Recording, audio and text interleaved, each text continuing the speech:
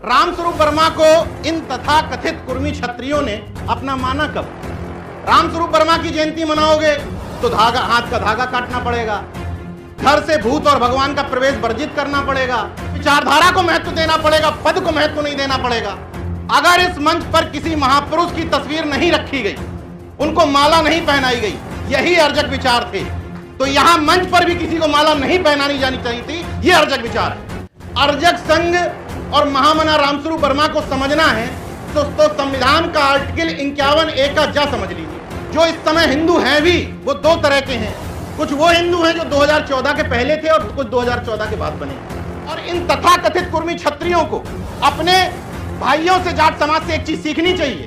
Jat inferiority complex के शिकार नहीं है। जाट और गुर्जर वो छत्रीत्व लगा करके अपने ऊपर थोपते नहीं है कि अगर किसी कुर्मी के सामने, जाट के सामने, गुर्जर के सामने, मौर्य के सामने, यादव के सामने किसी नाई समाज के व्यक्ति को कोई सामंती सजाता है, किसी प्रजापति की तरफ आंख टेढ़ी करता है, किसी विश्वकर्मा समाज के व्यक्ति को छोटा बताता है, तो ये तथाकथित छत्री सीना तान करके खड़े हो जाएं, उस दिन समाज साथ में खड़ा हो जाएगा।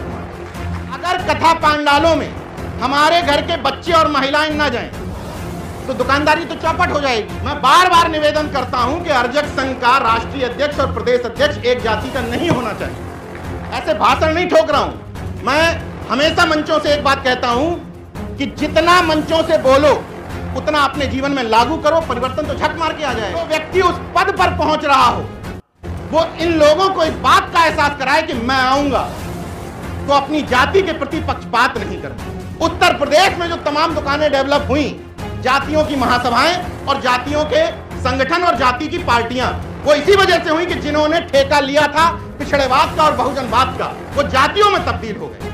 ना मैं रामस्वरूप वर्मा में मेरी आस्था है, ना तथागत बुद्ध में मेरी आस्था है, ना बाबा साहब में मेरी आस्था है। मैं इनका अनुयायी हूं। जो किताबों में लिख गए, जो विचारों में बता गए, उसको फॉलो करता हूं। अंधभक्त किसी का नहीं।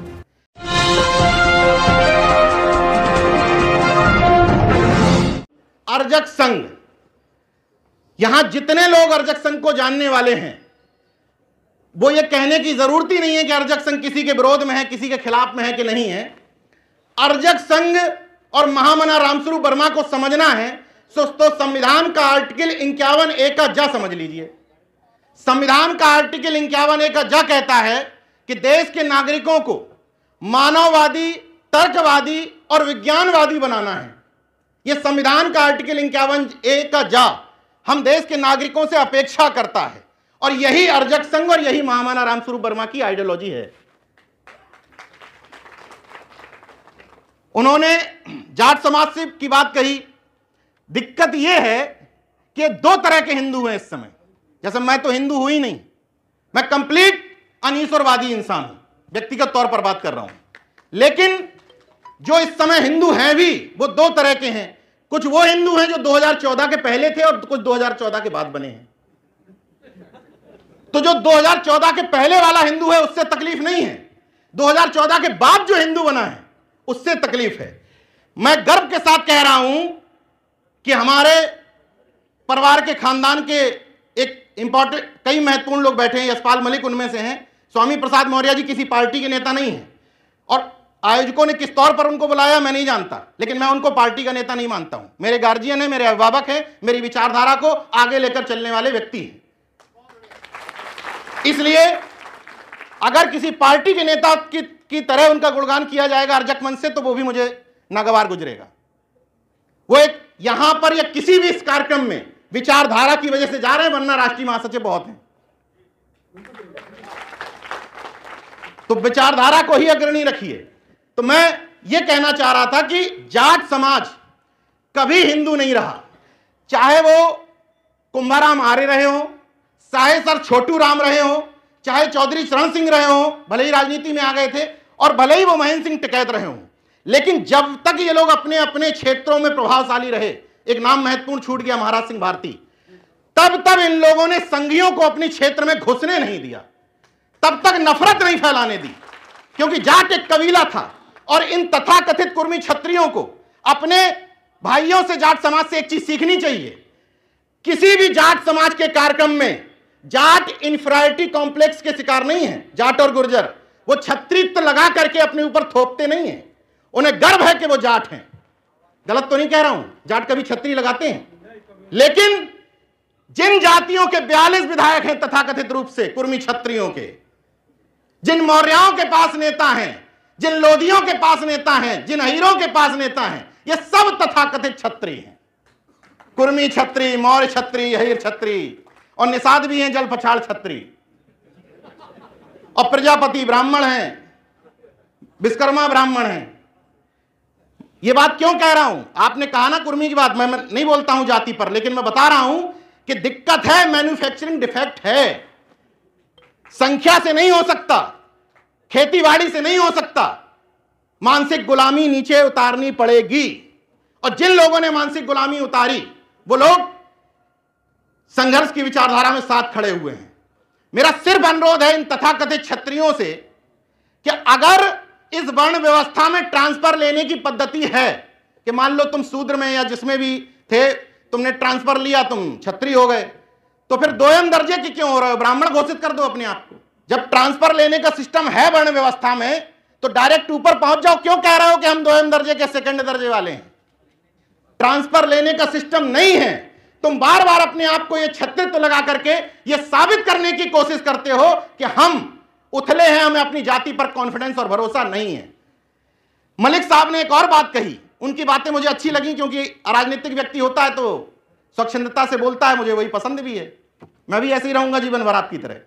उन्होंने कहा कि जो अलग अलग जगह पर लोग हैं, जो अपने आप को सक्षम लोग मानते हैं, उनकी जिम्मेदारी है कि वहां के कमजोर वर्ग की मदद करें।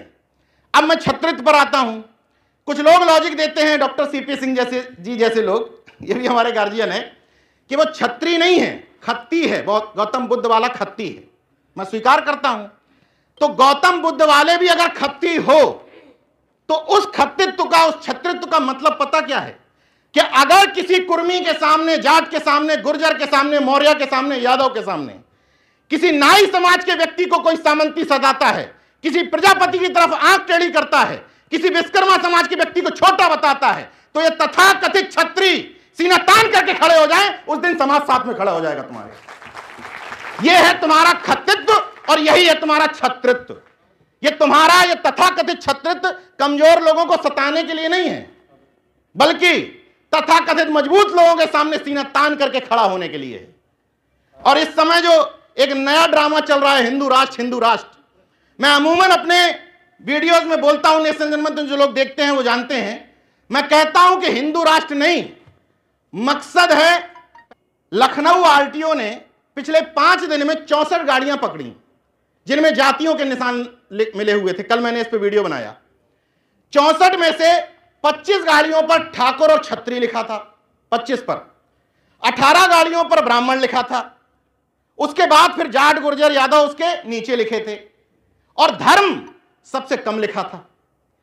अगर इन तथाकथित धर्म के ठेकेदारों का मकसद धर्म की रक्षा होती तो धर्म के चिन्ह इनकी गाड़ियों पे ज्यादा होते, लेकिन मकसद अपने ब्राह्मणत्व को बचाना, उस ब्राह्मणत्व का जो कम हुआ है वजन, उसकी पुनर्स्थापना करना है। इसलिए जो भी ब्राह्मण कथावाचक मंच से हिंदू राष्ट्र की बात करता है, वो अपने कथा मंचों से 100%, सबके उदाहरण है मेरे पास, मेरे वीडियोस देख लीजिएगा, सबके उदाहरण, 100% वो ब्राह्मण वर्चस्व की बात करता ही करता है, 100%। इसका मतलब आप कब कब हिंदू हैं? मैं धन्यवाद देना चाहता हूं अपने गुर्जर भाइयों को, जाट भाइयों को, सैनी भाइयों को और दलित समाज के भाइयों को, जिन्होंने हरियाणा में मंसूबे कामयाब नहीं होने दिए। हरियाणा में नूह में हिंसा भड़की, 2 दिन में शांत हो गई। क्यों? क्योंकि गुर्जर इन्वॉल्व नहीं हुआ, जाट इन्वॉल्व नहीं हुआ, सैनी इन्वॉल्व नहीं हुआ, दलित इन्वॉल्व नहीं हुआ। तो दंगे करवाते किससे थे? हमारे ही आपके लोगों से। जब इन्वॉल्व नहीं हुए, उन्होंने कहा अच्छा, जब हम आरक्षण मांगने जाएं तो तुम कहो कि खालिस्तानी है, जब हम किसान आंदोलन करें तो तुम कहो पाकिस्तानी फंडेड हैं, जब हमारी बेटियां धरने पर बैठें तो तुम कहो कि कांग्रेस से राजनीति हो रही है। तो अब जब तुम्हारा मामला फंसा तो हम क्यों हिंदू हैं? तो ये बात अपने मन में क्लियर कर लीजिए कि आप वोट देते समय और दंगों के समय हिंदू नहीं हैं, ये बात जितनी जल्दी समझ में आ जाएगी, ये दंगाई भी भाग जाएंगे और ये धर्म के जितने भी ठेकेदार हैं इनकी दुकानें चौपट हो जाएंगी। क्योंकि मलिक साहब ने एक बात इंपॉर्टेंट कही कि उनको गाली मत दीजिए। अमूमन में मंचों से मैं भी पसंद नहीं करता हूं किसी को गाली देना। वजह क्या है, उनकी दुकानदारी चल कैसे रही है। अगर कथा पांडालों में हमारे घर के बच्चे और महिलाएं ना जाएं तो दुकानदारी तो चौपट हो जाएगी। वो ढोंगी बागेश्वर धाम जिसके सामने कांग्रेस का कमलनाथ भी सर झुका रहा है और मौजूदा मुख्यमंत्री शिवराज सिंह चौहान भी झुका रहा है सिर। मतलब अगर मौजूदा सत्ता रही तब भी उसकी बल्ले बल्ले है और सत्ता चेंज ही हो गई अगर वहां पर, तब भी कमलनाथ उसके सामने शरणागत हैं। मतलब मनुवाद का सिस्टम, पाखंड का सिस्टम चलता रहेगा। बंद कैसे होगा?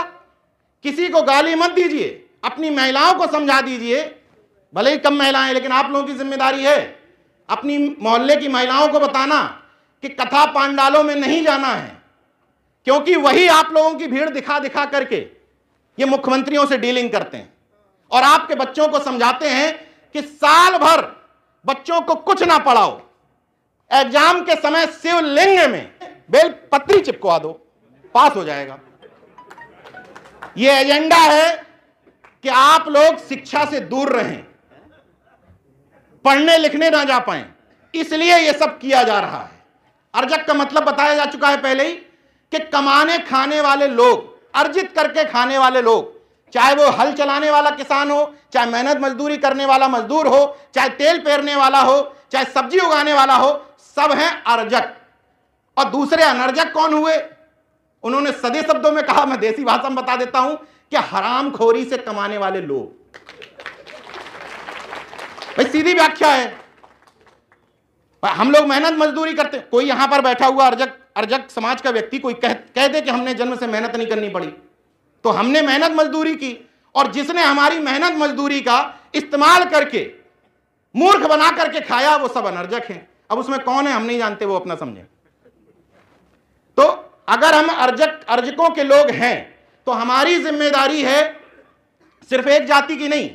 चलिए एक जाति की जिम्मेदारी इसलिए मान लेते हैं कि तुम अपना बाप मान रहे हो रामस्वरूप वर्मा को, लेकिन तुम अपने बाप को बाप मान कहां पा रहे हो? समस्या इस बात में है।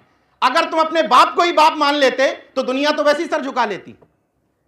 तुम मान नहीं पाए ठीक से, तुम्हें कांसीराम साहब ने लाके साहू जी महाराज पकड़ा दिए, तुम साहू जी महाराज पूजने लगे। गुजरात के लोगों ने आके तुम्हें सरदार पटेल पकड़ा दिए, तुमको पूजने लगे। बगल में महामना रामस्वरूप वर्मा 6 बार के विधायक, उत्तर प्रदेश के वित्त मंत्री, अर्जक संघ के संस्थापक, जिनको बिहार में, पश्चिम बंगाल में, छत्तीसगढ़ में, झारखंड में सब जगह जिनका मान सम्मान किया जाता है, लेकिन आप उनको नहीं बढ़ा पाए। क्योंकि उसके पीछे भी एक वजह है। आपने जो वजह कहा है मैं उल्टा कहता हूं। उसकी वजह यह है, जैसे ये हॉल है, अगर हम एक जाति से भरने की कोशिश करेंगे तो दिक्कत आएगी। क्योंकि होता क्या है कि कभी भी एक जाति एब्सोल्यूट नहीं होती। जैसे मैं बहुत सारे जाट समाज के लोगों से मिलता हूं, इस समय ज्यादातर जाट समाज जो विचारधारा वाला है वो नाराज है इन पाखंडियों से, इसमें कोई इफ्फट नहीं है। वैसे ही अगर एक जाति को जोड़ेंगे तो जिसको ट्रांसफर पोस्टिंग चाहिए जिस कुर्मी की, वो आपके साथ नहीं आएगा। जिस कुर्मी को शंकर पूजना है, जिसको देवी दुर्गा पूजना है, वो आपके साथ नहीं आएगा। तो इस तरह के कार्यक्रमों में कंप्लीट जब विचारधारा आप जोड़ते हैं तो होगा ये कि ये बीच वाला विचारधारा वाला कुर्मी ये बीच वाला पोर्शन भर देगा, बाकी प्रजापति भरेगा, विश्वकर्मा भरेगा, नाई भरेगा, खटीक भरेगा, जाटव भरेगा, तो ये कंप्लीट भर जाएगा। लेकिन अभी हो ये रहा है कि ना, माफ करिएगा अर्जक संघ के लोगों से, ना हम ठीक से जातिवाद कर पा रहे हैं और ना हम बहुजनवाद कर पा रहे हैं, तो भरेगा कैसे?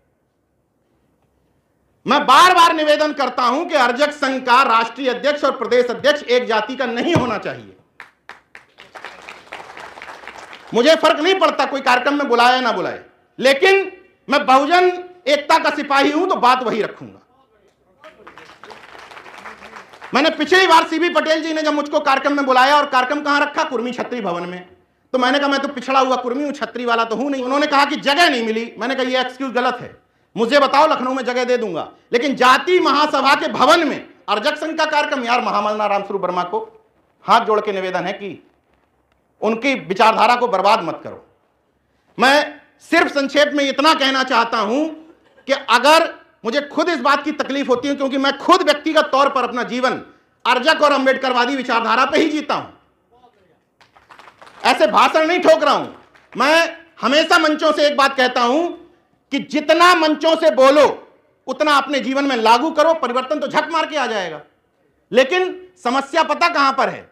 समस्या यह है, अगर इन मंचों पर आने वाले लोग, भाषण ठोकने वाले लोग, हां में हां सिर मिलाने वाले लोग, कार्यक्रमों में जाने वाले लोग अगर पाखंड विरोधी हैं तो पाखंड कर कौन रहा है? मैं तो पूरे देश भर में जाता हूं कार्यक्रमों में, और देश भर में यही लोग कहते हैं कि हम पाखंड विरोधी हैं। तो फिर पाखंड हो कहां से रहा है जब सब विरोधी हैं? हो यह रहा है कि हम जैसे लोग जो मंचों पर भाषण ठोकते हैं, हमारे घर की पत्नियां मनुवाद की एजेंट बनी बैठी हैं और हम उन पर फोकस नहीं करते, क्योंकि हम उथला उथला चाहते हैं। अच्छा अच्छा हमारे खाते में, बुरा बुरा इनके खाते में। अगर अर्जकवादी विचारधारा तैयार करना चाहते हो तो आज से यह तय कर लो, कोई जरूरत नहीं है ज्यादा भीड़ बढ़ाने की, कम संख्या रहे लेकिन सॉलिड रहे। कई फेज होते हैं किसी चीज के। पहले मरीज को आइडेंटिफाई करना है कि मरीज कौन है, फिर यह देखना है कि इलाज करवाना चाहता है कि नहीं। जब यह तय हो जाए कि इलाज कराना चाहता है तो उसको अपने अस्पताल में लाओ, अर्जक अस्पताल में, और उसको डायरेक्ट हाईडोज का इंजेक्शन मत दे दो मेथाट्रेक्सेट का, पहले होम्योपैथी की गोली चढ़ाओ। भाई जातिवादी है तो जातिवाद की वजह से रामस्वरूप वर्मा पकड़ा दो। रामस्वरूप वर्मा पकड़ाओगे तब तो विचारधारा पकड़ेगा। तो जब ये पकड़ ले, फिर 4-5 साल अगर वो रह लिया आपके संगठनों में, और 4-5 साल बाद भी वो अर्जक संघ का भी पदाधिकारी है और जाति महासभा का भी पदाधिकारी है, तो नहीं हो सकता आपसे कुछ। अर्जक का पदाधिकारी जाति महासभा का पदाधिकारी नहीं होना चाहिए, किसी कीमत पे नहीं होना चाहिए। उसी तरीके से अगर कोई व्यक्ति मेरे घर में जय भीम कहते हुए घुसता है और वो लाल धागा बांधे तो मैं कहता हूं भैया जय श्री राम कर लो, कोई दिक्कत नहीं है। ऐसा थोड़ी है कि मेरे घर में जय श्री राम वाले नहीं आ सकते, स्वागत है, लेकिन लाल धागा के साथ जय भीम और जय रजक न करो, और लाल धागा के साथ महामना रामस्वरूप वर्मा की, महाराज सिंह भारती की, पेरियार ललई की, जगदेव बाबू की, बाबा साहब की जयंती मत मनाओ, और पेरियार रामास्वामी नायकर की, कर्पूरी ठाकुर की मना लो, सरदार पटेल की मना लो, चल जाएगा, क्योंकि ये लोग ईश्वर सत्ता के विरोध में नहीं थे। एक नारा है जिसकी जितनी संख्या वारी उसकी इतनी हिस्सेदारी। मुझे भी लगता है कि कई बार ये नारा छद्म हो जाता है। अब नाई मर जाए, वो कहां करे जिसकी जितनी संख्या वारी में? प्रजापति क्या करे, विश्वकर्मा क्या करे? तो उसके लिए सॉल्यूशन यही है, जो व्यक्ति उस पद पर पहुंच रहा हो वो इन लोगों को इस बात का एहसास कराए कि मैं आऊंगा तो अपनी जाति के प्रति पक्षपात नहीं करूंगा, मैं आऊंगा तो तुम्हारी बात भी सुनूंगा, मैं आऊंगा तो तुम्हारी चिंता भी सुनूंगा, और अगर मेरी जाति का व्यक्ति किसी कमजोर जाति के व्यक्ति से लड़ जाएगा तो जो सही होगा उसका साथ दूंगा। क्योंकि यह बात बिल्कुल सही है कि हर जाति का मुख्यमंत्री कैसे हो सकता है, कोई तो एक होगा, किसी एक को तो स्वीकार करना पड़ेगा। लेकिन जो मुख्यमंत्री बन रहा है, जो अध्यक्ष बन रहा है, जो पदों पर जा रहा है, बड़े बड़े पदों पर, उसकी जिम्मेदारी है कि वो इस बात का ख्याल रखे कि वो व्यक्तिगत तौर पर जातिवाद में लिप्त ना हो जाए। अगर वो व्यक्तिगत जातिवाद में लिप्त होगा तो दूसरी दुकानें डेवलप होंगी ही होंगी। उत्तर प्रदेश में जो तमाम दुकानें डेवलप हुई, जातियों की महासभाएं और जातियों के संगठन और जाति की पार्टियां, वो इसी वजह से हुई कि जिन्होंने ठेका लिया था पिछड़ेवाद का और बहुजनवाद का, वो जातियों में तब्दील हो गए, इसलिए दुकानें डेवलप हुई। वरना अगर सबको यह एहसास होता रहता कि हमें भी हिस्सा मिलेगा तो दुकानें डेवलप नहीं हो पाती। कि महामना रामस्वरूप वर्मा और उस समय के नेताओं में एक मूल अंतर समझ लीजिए। महामना रामस्वरूप वर्मा संपूर्ण क्रांति के पक्षधर थे, और बाकी जो नेता, जिनमें लोहिया भी इंक्लूड हैं, वो अर्ध क्रांति के पक्षधर थे।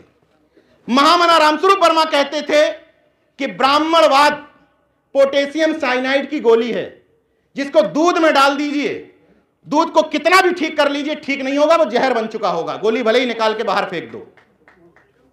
समझ रहे हैं?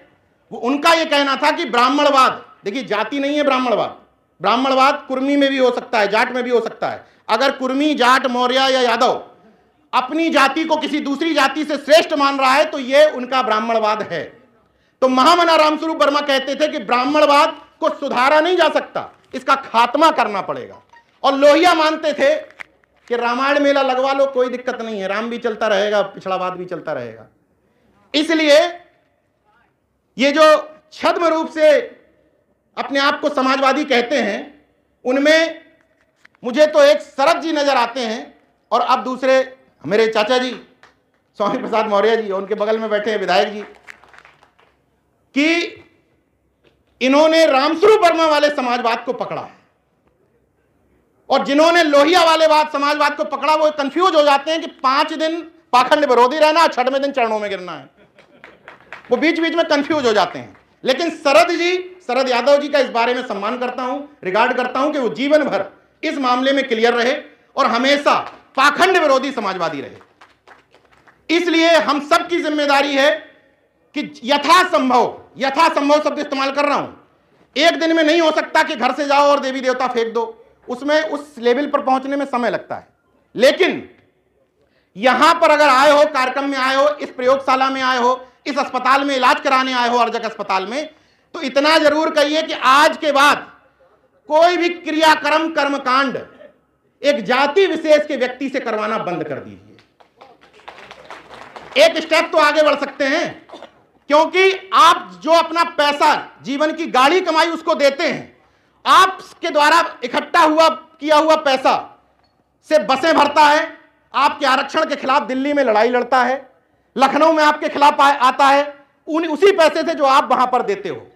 तो अगर 3rd 4th फेज में नहीं जा सकते तो पहले फेज में आ जाओ कि उस ईश्वर और आपके बीच का जो बिचौलिया है, जो बिचौलिया गड़बड़ कर रहा है, जो दलाल है बीच का, उस दलाल को माइनस कर दीजिए। इतना तो किया जा सकता है, इतना करना है।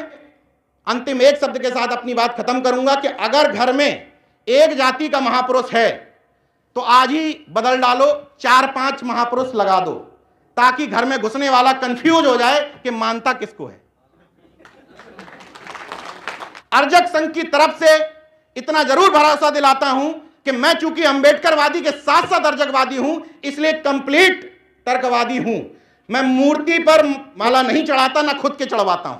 और अगर चढ़ाना भी पड़ गया, भाई कई जगह होता है यार, हर चीज में विरोध करते हैं तो कई जगह एडजस्ट भी करना पड़ता है। तो जहां चढ़ाने जाता हूं जूते नहीं उतारता हूं, क्योंकि मैं आस्थावान व्यक्ति नहीं हूं, मेरी किसी में आस्था नहीं, मैं अनुयायी हूं।